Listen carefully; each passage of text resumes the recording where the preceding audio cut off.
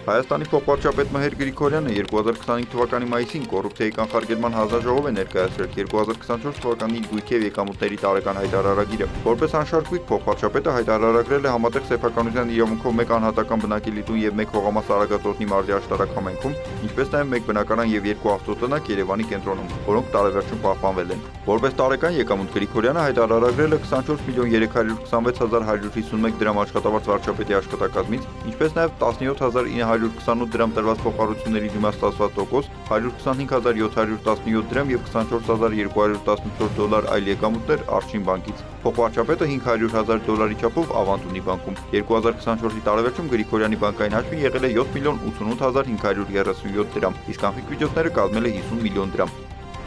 Փոխվարչապետի կինը Աննա Գրիգորյանը որպես անշարժ գույք հայտարարագրել է միաձայն սեփականության իրավունքով 1 անհատական բնակելի տուն Երևանի Աջափնյակ վարչական շրջանում, ինչպես նաև համատեղ սեփականության իրավունքով 2 բնակարան և 2 ավտոտնակ կենտրոնում, որոնք տարեվերջում պահպանվել են։ Որպես տարեկան եկամուտ նա հայտարարագրել է 7234 դոլար տրված փոխառությունների դիմաց ստացված տոկոս և 11524 դոլար այլ եկամուտներ Արշին բանկից։ Գրիգորյանը 500 հազար դոլարի չափով ավանդ ունի բանկում։ 2024-ի տարեվերջում նրա բանկային հաշիվների եղել են 13 միլիոն 986 813 դրամ, 22864 դոլար և 2 եվրո։ Աննա Գրիգորյանը հայտարարագրել է նաև 33 միլիոն 491 հազար 187 դրամ անշարժ գույքի վերանորոգման համար կատարված ծախս։